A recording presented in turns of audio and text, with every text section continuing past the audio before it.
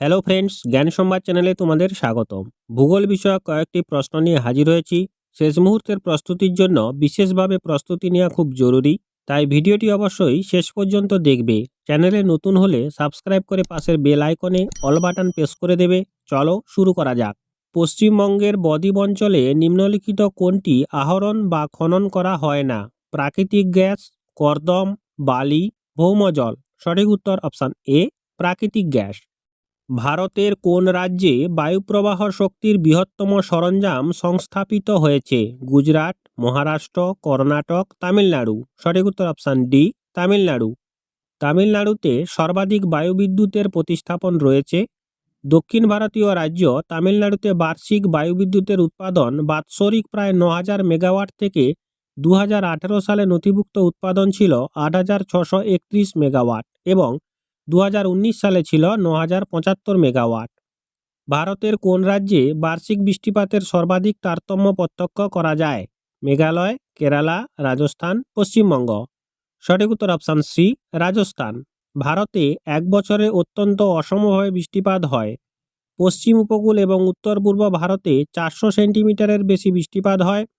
পশ্চিম রাজস্থান ও গুজরাট, হরিয়ানা এবং পাঞ্জাব সংলগ্ন অঞ্চলে ৬০ সেন্টিমিটারেরও কম বৃষ্টিপাত হয়। পশ্চিমবঙ্গের সঙ্গে বাংলাদেশের আন্তর্জাতিক সীমানা কত? ১৬১৭ কিমি, ২১৪৫ কিমি, ২২৭২ কিমি, ৩৩০০ কিমি। সঠিক উত্তর অপশান সি, ২২৭২ কিমি। পশ্চিমবঙ্গ বাংলাদেশের সাথে ২,২১৭ কিমি অর্থাৎ ২,৫৪৫ মাইল সহ দীর্ঘতম সীমানা ভাগ করে। এটি বিশ্বের পঞ্চম দীর্ঘতম স্থল সীমানা।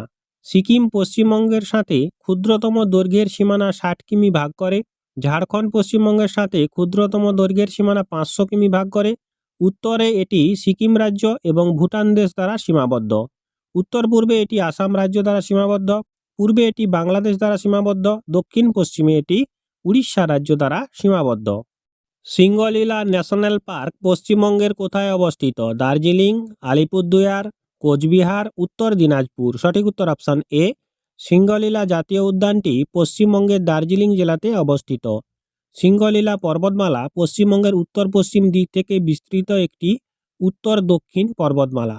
ভারতের যেখানে জোয়ার শক্তি উৎপাদনের সর্বাধিক অনুকূল পরিবেশ রয়েছে: মালাবার উপকূল, কোঙ্কণ উপকূল, গুজরাট উপকূল, করমণ্ডল উপকূল। সঠিক উত্তর অপশান সি, গুজরাট উপকূল।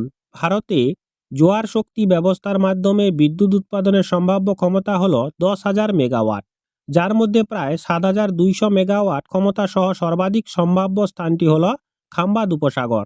দ্বিতীয় এবং তৃতীয় অবস্থানে রয়েছে যথাক্রমে কচ্ছের সমুদ্র তীর এবং সুন্দরবনের গাঙ্গেয় বদ্বীপ।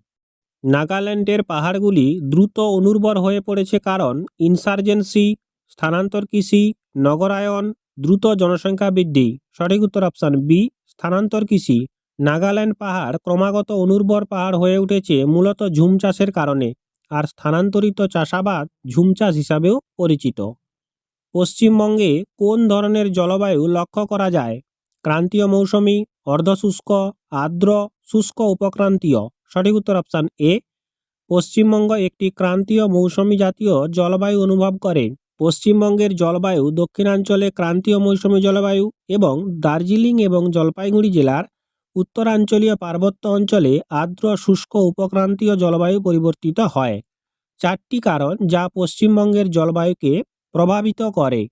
এক ব্যক্তি ভারতের উপর দিয়ে আকাশপথে যাওয়ার সময় স্বাভাবিক উদ্ভিদের নিম্নলিখিত ক্রম লক্ষ্য করল: চিরহরিৎ অরণ্য, সাভানা, শুষ্ক পর্ণমোচী। তার উড়ান পথ হবে কলকাতা থেকে দিল্লি, মুম্বাই থেকে ভুবনেশ্বর, ত্রিবান্দম থেকে দিল্লি, দিল্লি থেকে মাদুরাই। সঠিক উত্তর অপশান সি, ত্রিবান্দম থেকে দিল্লি।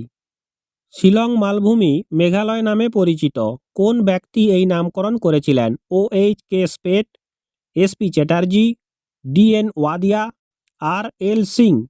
সঠিক উত্তর অপশান বি, মেঘালয় নামটি ভূগোলবিদ ডক্টর SP চ্যাটার্জি ভারতের সেই উপদ্বীপের বিচ্ছিন্ন অংশটিকে দিয়েছিলেন যা নাগা পাহাড় থেকে অসম বাংলার সমভূমি পর্যন্ত শৈলান্তরীপের মতো পশ্চিম দিকে প্রসারিত। হিমালয়, যার অর্থ হল তুষারের আবাস, এই উপমা অনুসারে মেঘালয়ের অর্থ হল মেঘের আবাস। ঠিক আছে।